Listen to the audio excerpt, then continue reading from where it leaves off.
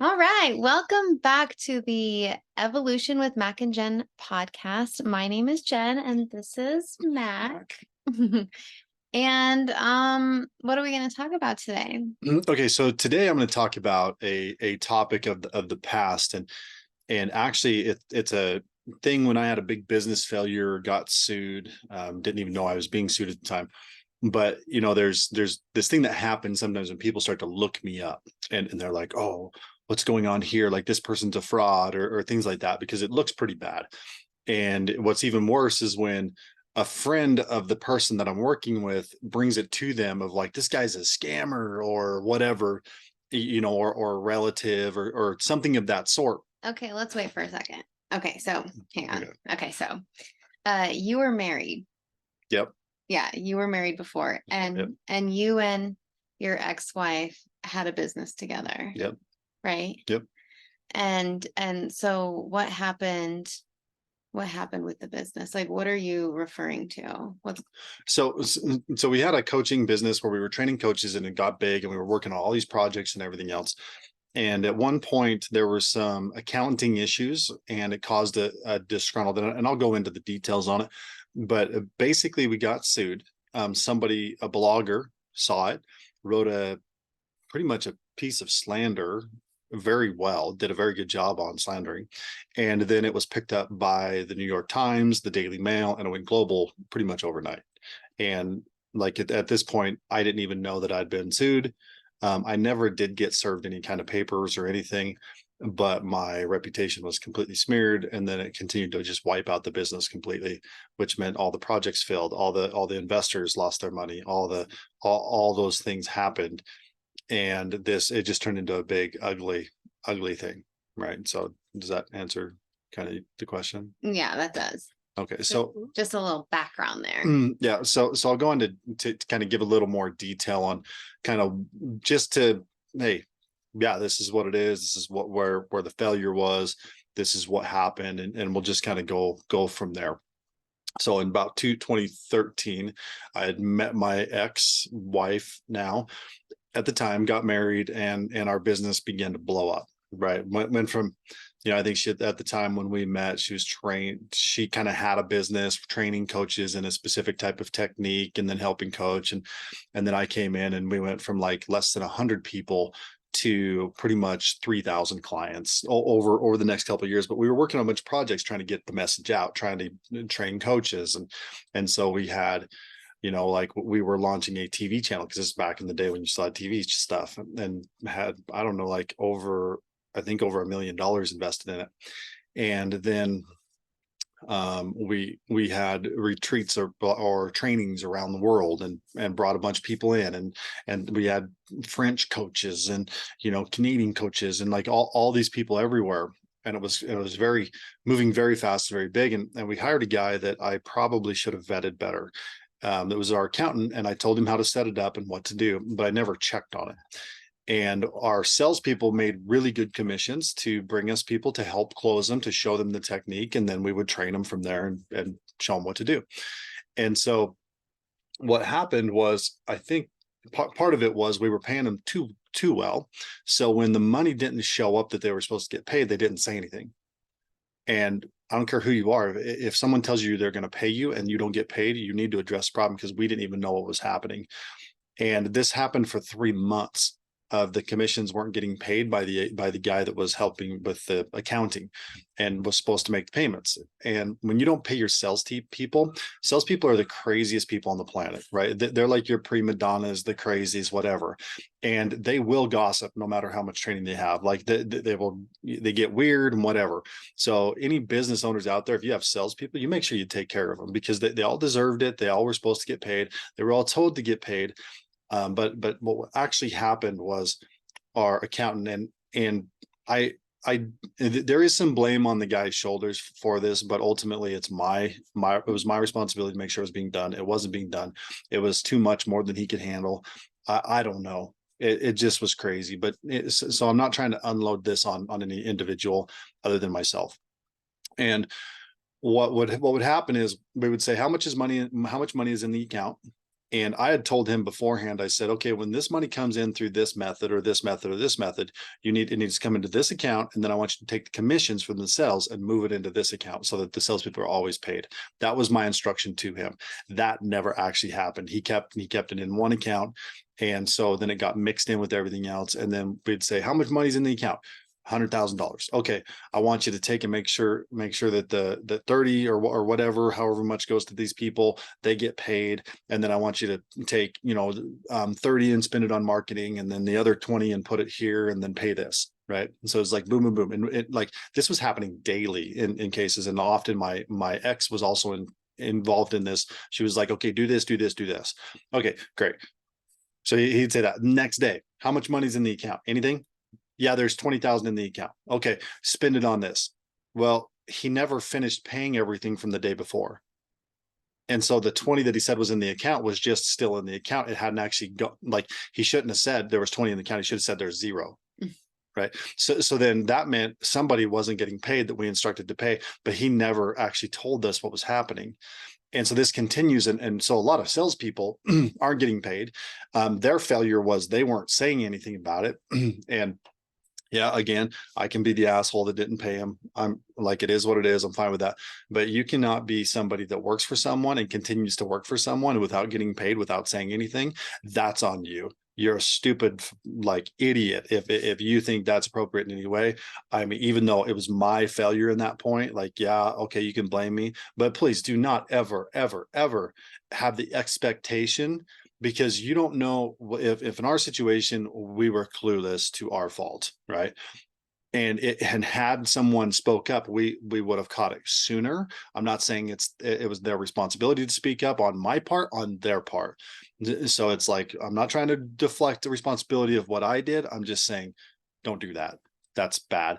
And then these people went as far as to tell the clients that they were coaching that they're going to quit because they're not getting paid, when I don't even know they're not getting paid. And that set me off as well. And I wound up chewing my coach's asses, because I'm like, your job as a coach is to make sure that you're doing what's best for your client, and telling the client bullshit like that without ever speaking to me is absolute fucking bullshit. You're fired.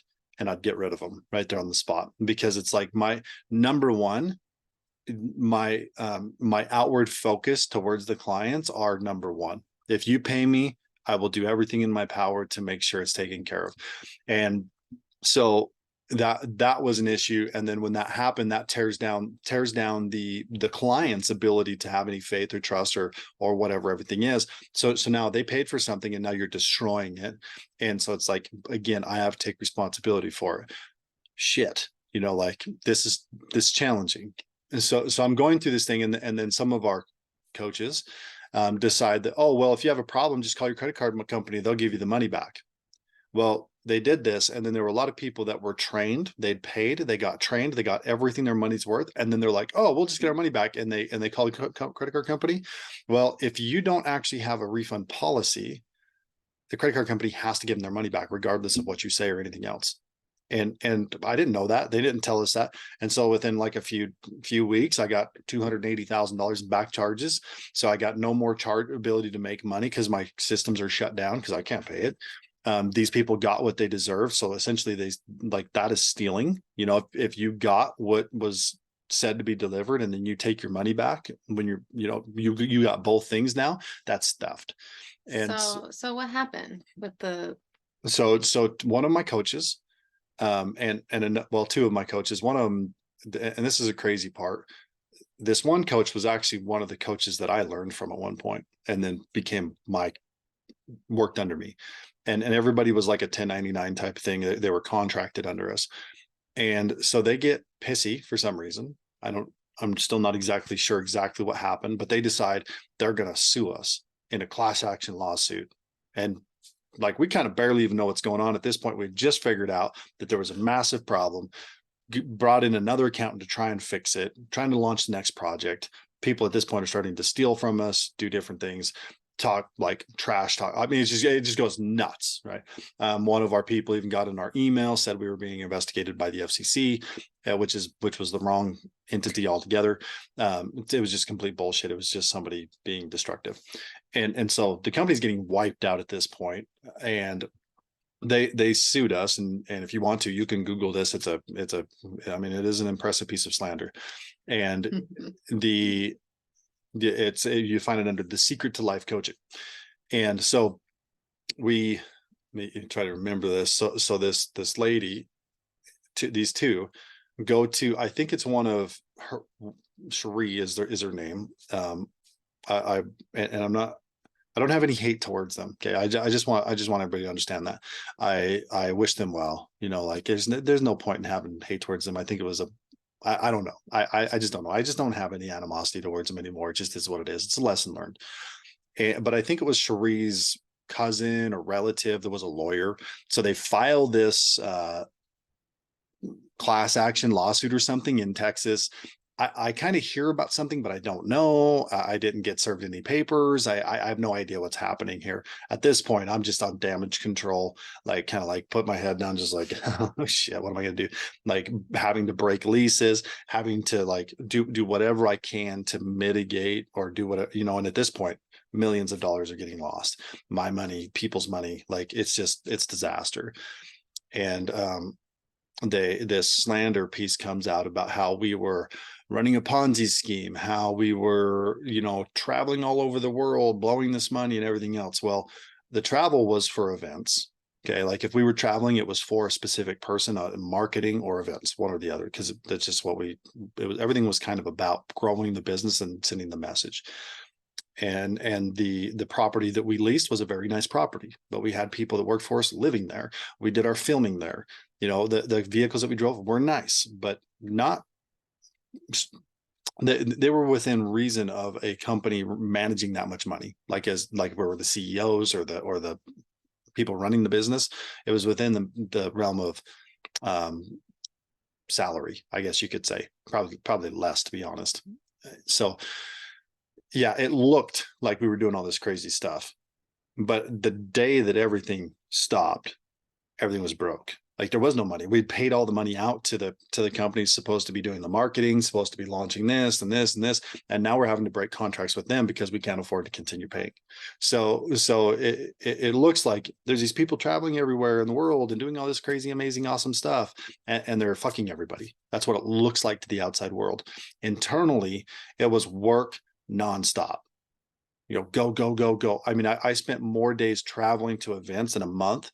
I think I was averaging like 7-8 days at home a month, and it gets crazy. You guys thought you were doing everything right. Yeah, we to the best of our knowledge. And there was one gray area that we kind of didn't really know about. We hired lawyers to tell us like how we were supposed to bring on investors, and there's like a gray area where the way we did it was legal, but then later after it starts to get crazy, we kind of I was like, I don't know if you're understanding this. And I sat down and like really hammered into the lawyer, like, hey, this is what's actually like, are you catching on to what's going on here? Because I need to know if I'm like getting sued or if I'm going to jail or what. I don't know right now. You guys are supposed to do this. That's why I pay you. And he kind of was like, they kind of backpedaled the minute and was like, oh, really? Oh shit. Like they just realized that something wasn't quite right. Well, it wasn't illegal.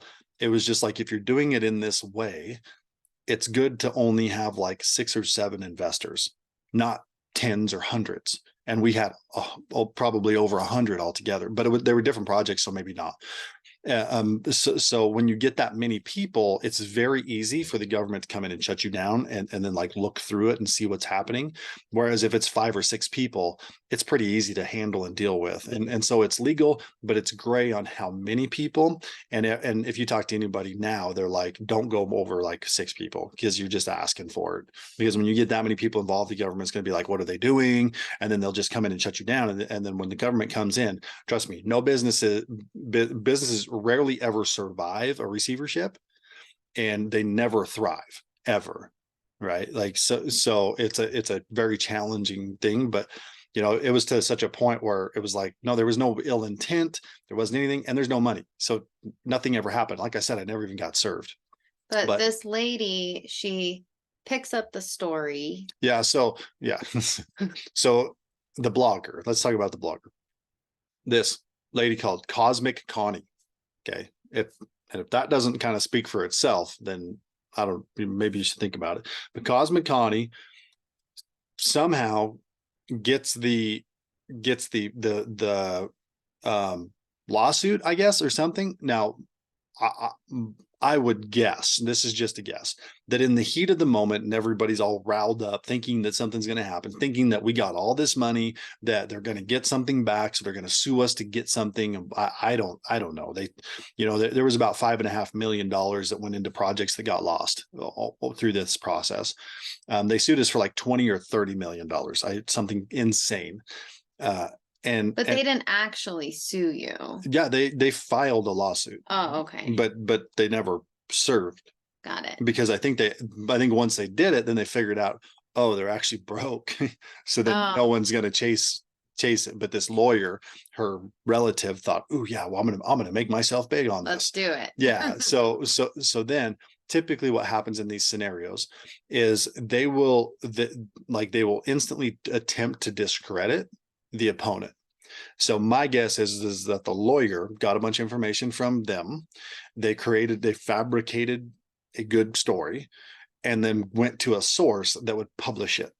And so that's where Cosmic Connie comes in. So they come in and tell Cosmic Connie their story.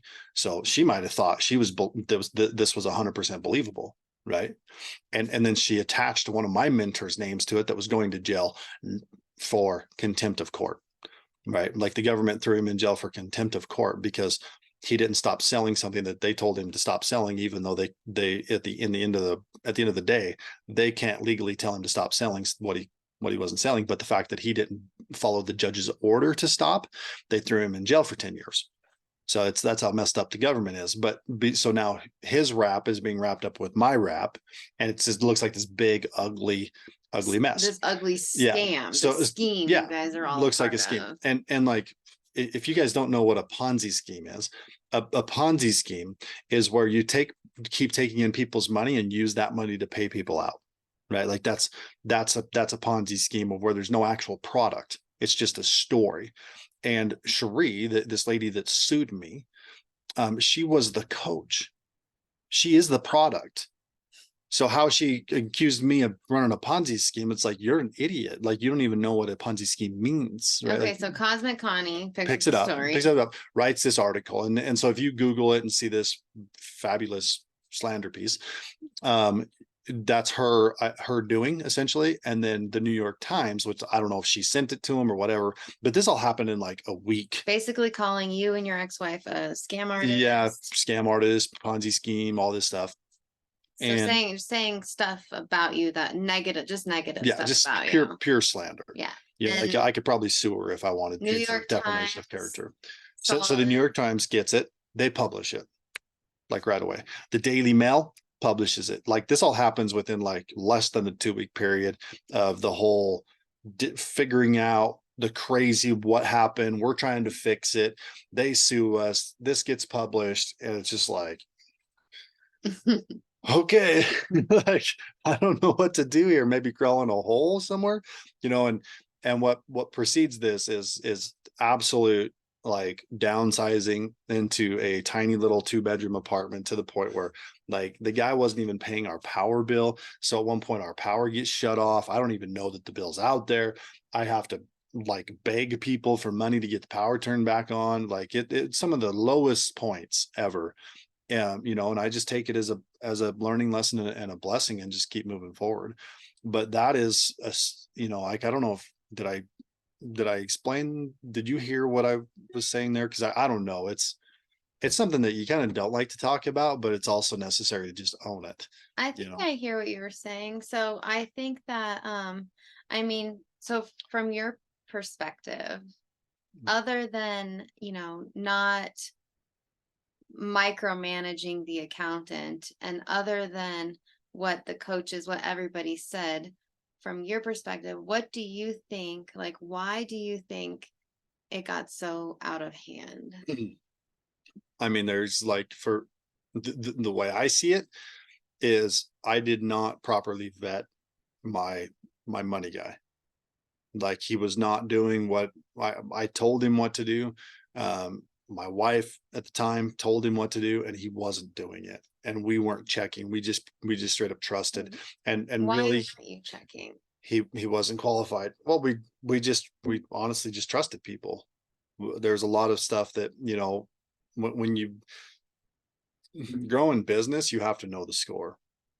And we thought we knew, but we were just relying on trust, but we weren't checking numbers. And it's the lesson of like, you if, let me put it this way, if I do it again, like as I do these things, or whatever it is, if someone else has control of my money, I still check it at minimum once a month to see where it's going. Show me the account.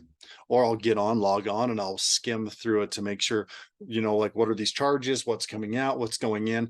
And I got enough capacity in my mind to know what's happening. And if something looks off, I'm like, what is this? Explain this. And then I make them explain it to me real quick. And sometimes it's one or two little things, like, okay.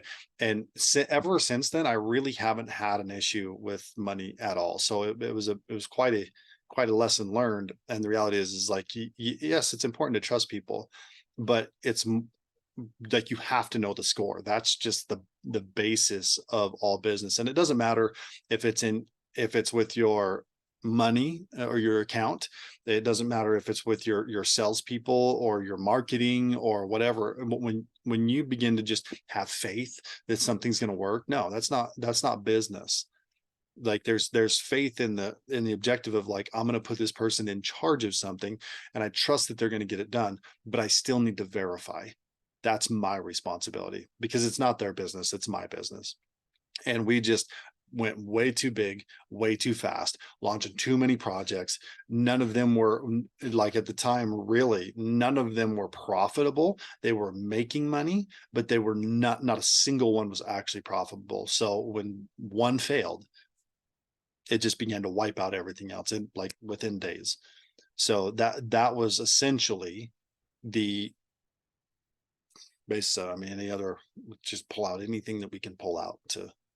Yeah, I mean, it just sounds like everything, it was just growing too big, too fast, and you weren't paying attention to important things like money. Like your Cosmic sales Collie, people. Cosmic Connie picks this up, spreads it out everywhere, and now it's online for anybody that Googles your name can find this article Yep. and read it, and then they get to decide. Yeah, yeah, and then you can decide whether you want to follow me or not. Like, I mean, to me, I don't really care. One of the things is like, all of my mentors have people trashing them. My question is how is this article one of my questions is, how is this article affecting you, like, today? Just kind of like what I said in the beginning of how, I try to tell people this as fast as I can, because I don't want them trying to figure out who I am, or um, stumbling onto it. Because what happens is they start getting movement, right? They start having successes. They follow the pattern, the path, whatever we've set up. And I do move people, like, you, categorically, everybody that's around me, that sticks around me, they win. They begin winning in some way, shape, or form. And I know that. So the last thing I want them to do is stumble onto an article that then tears down their successes, or they begin to second guess it, and the belief begins to get tore down, and now all of their progress is eliminated. Like, that's my biggest challenge with it. Or someone else brings it to you, because it happens all the time. Somebody will find it. They know they're working with me, and usually what it is when I push someone to their limit, right? So I'm pushing, and it pushes them to their limit, and they're getting in chaos, and then they start looking, so they find a justification of why they shouldn't be listening. Or their people closest to them, it's pushing them, right? So here's a good example, and this has happened way more than once, so it's not like I'm singling anybody out. But what'll happen is,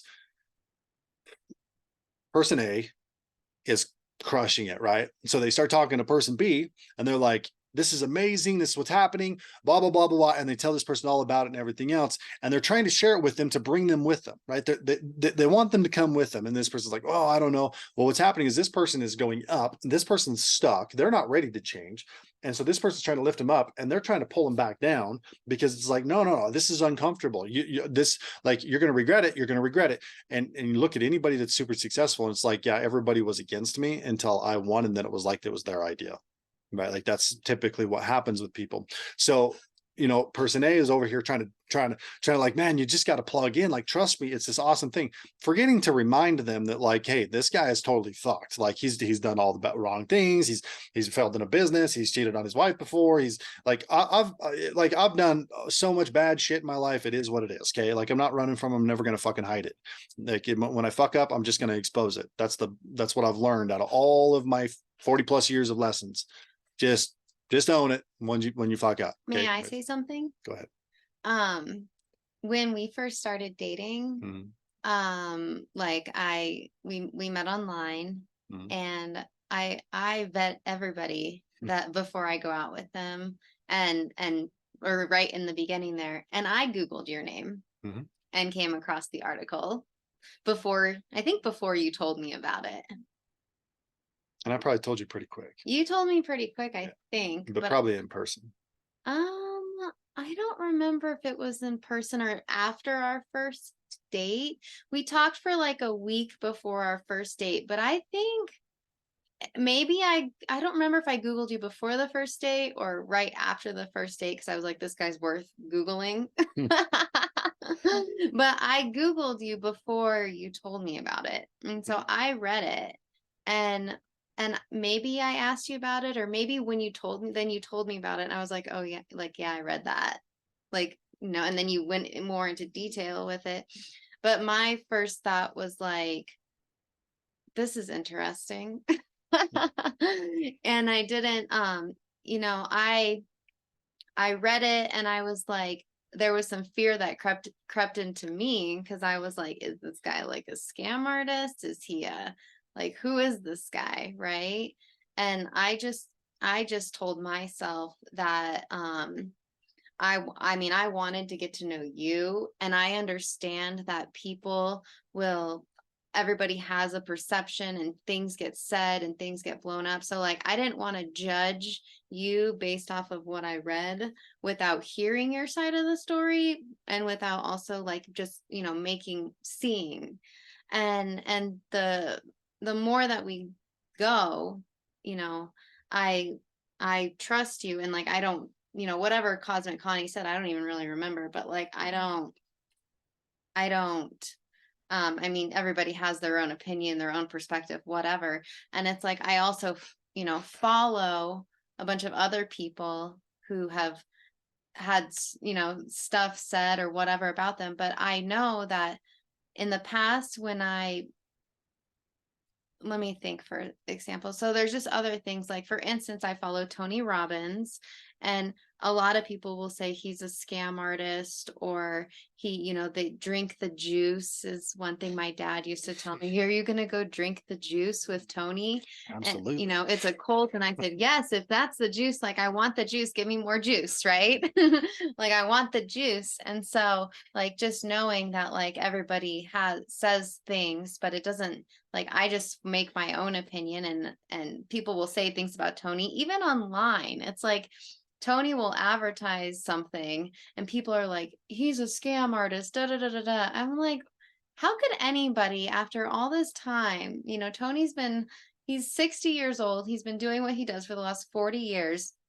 He's like the Beatles of personal development, and people still call him a scam artist. It's like, why? Like, because they got to justify their stuck position. That's the reality of it. It's like, I want you to change, but I don't want you to change, because if you make me change, that's uncomfortable. And so I'd rather discredit that person, and you don't need them, even though we both want success, but I'm unwilling to do anything about it. I see, like, I see it doesn't make any sense. that you guys were really wanting to help people and grow business, and, build a name and a life for yourself, and like, everything was happening for you. And then this all happened, and it kind of blew up in your face. But what you get to do is like take the whole thing as a learning experience, because now that we're growing and restarting and doing something together, it's like, we're not going to make the same mistakes. And we want to build right. And like, we want to, we just, so you can take what happened and when that and bring it over here, we'll know the score and just keep moving forward, but just knowing like, everybody's just doing the best they can with what they know. And that include, Tony and everybody. It's like, I don't know. Yeah, it's, it is. And there's plenty of times when I've heard people call someone else a scam artist or whatever. And I'm like, hold up, what do you actually know?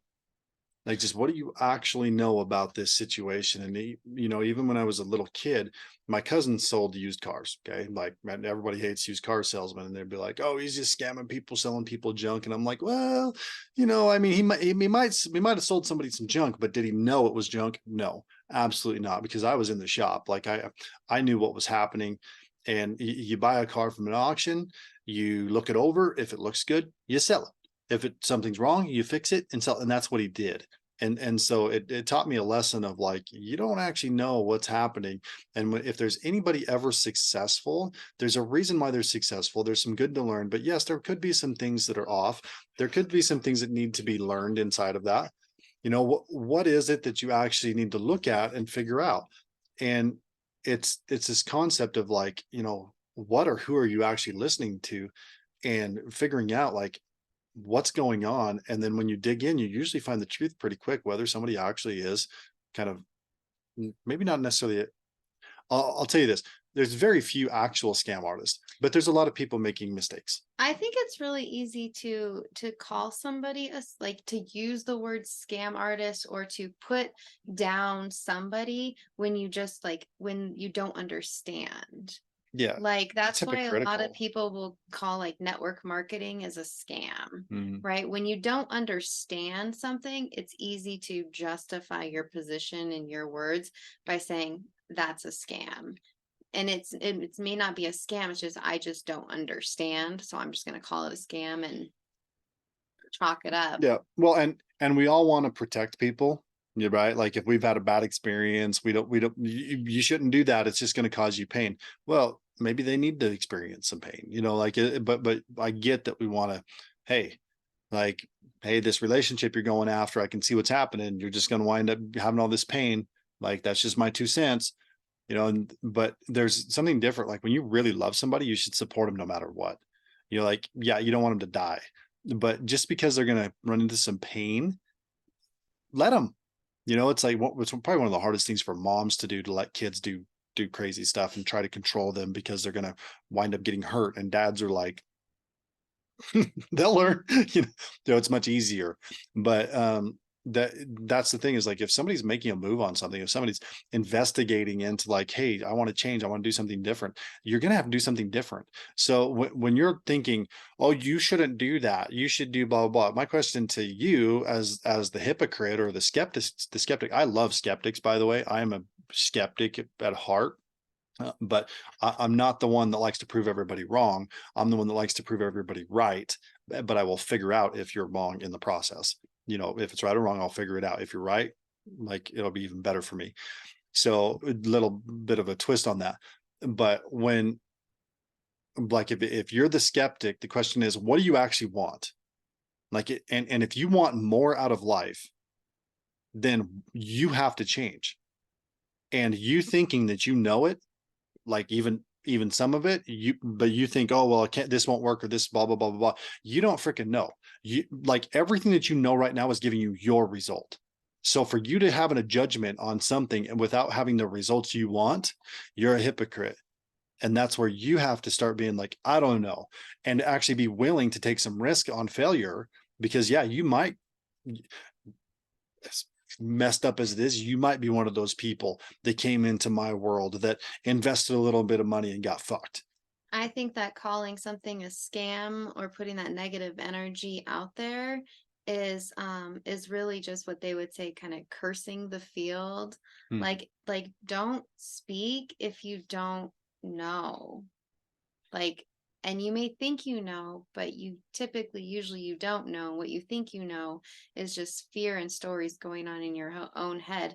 So don't curse the field Investigate it. without knowing. And when my original mentor, I turned down for 7 years. Like, I shunned him away because I thought he was a scam artist, because somebody told me, she cursed the field and said he's a scam artist.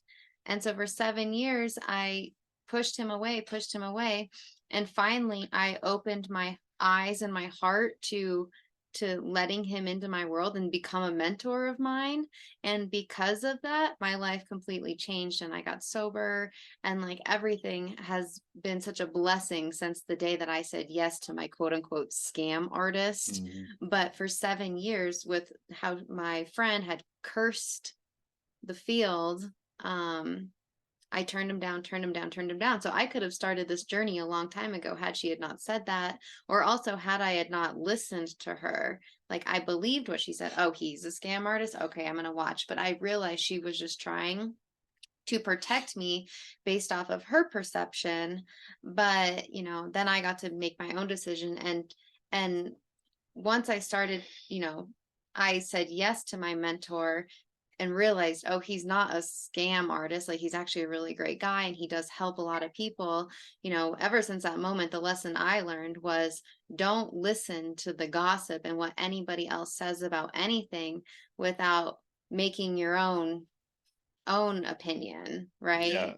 And so that's why when I met you too, I read the article and I was just like, this is interesting. Like, we're going to need to talk about this, of course, because like I want to grow and build a business and, make a name for myself too. And so for me to be tied to you and have the article tied to you, it's like, can I be okay with that?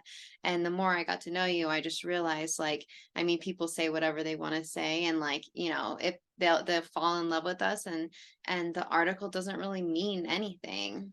Yeah. I mean, to me, it's just a weeding tool. Like Yeah. it weeds out the people I don't want to deal with. Like somebody that can't ask the question, is this true?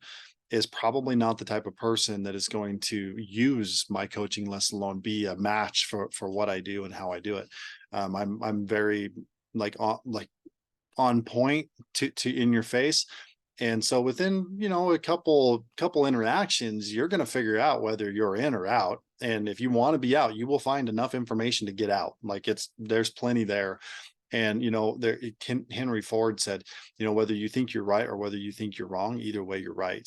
And just meaning, so anything you want to bail on, you can always find a reason to bail. It doesn't matter. Like, you can justify away anything. It's completely. But my focus is what do I want to do? Like, moving forward, how do I want to, like, does it line up?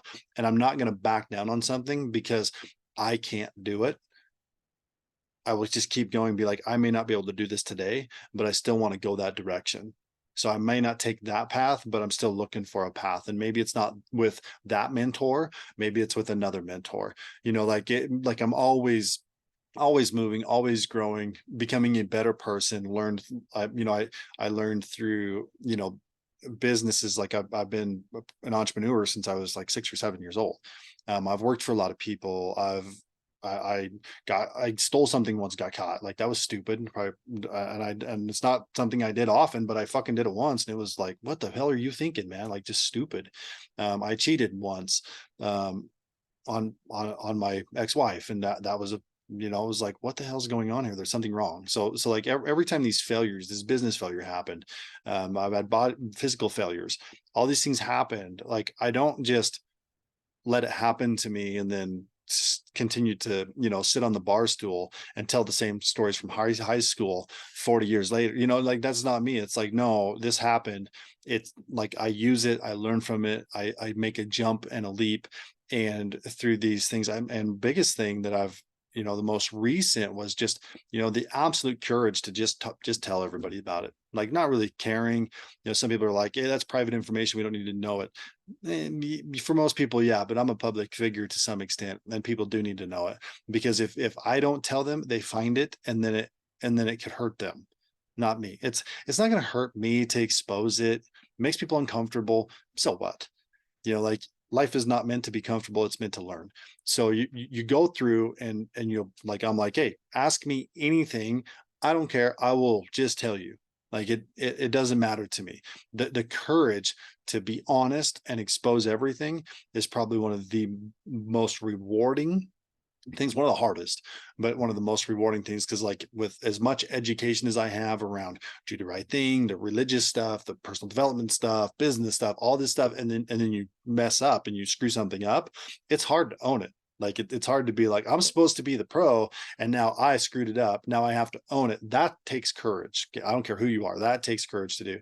But that is probably one of the biggest lessons of just owning it. And it's also the most rewarding on the spiritual side of opening yourself to God and Jesus and repentance and being actually being free, and then the abundance coming in. And because of this thing, like take this other lesson, there's a lot of lessons in this, but because of that behavior, the most successful people I know are watching, and they are gaining massive respect. I didn't know it. I just was like, I have to do this. I got it.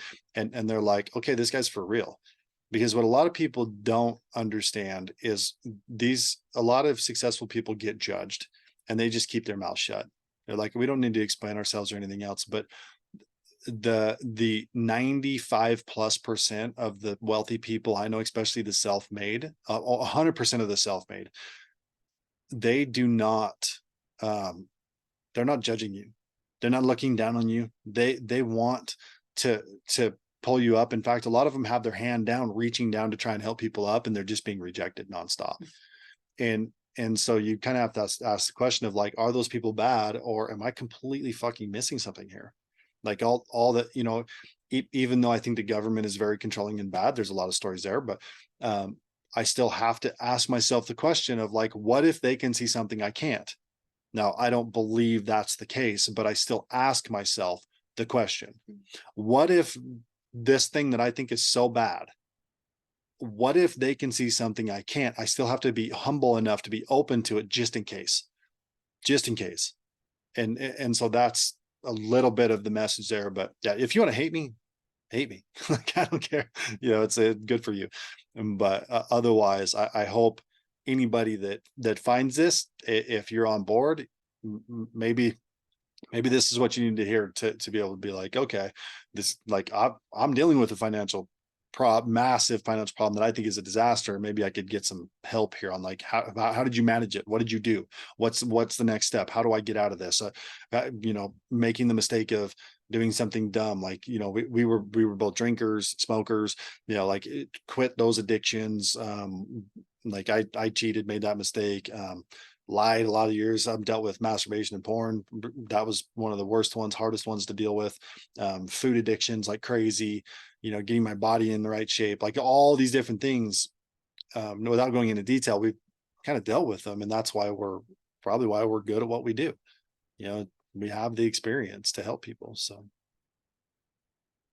you wanted to add something? I don't think so. I mean, So yeah. you were going to jump in there for a second. No, I think that's really good. Yeah. I mean, it's just all learning, all lessons, and we just keep moving forward. That's it. Yeah.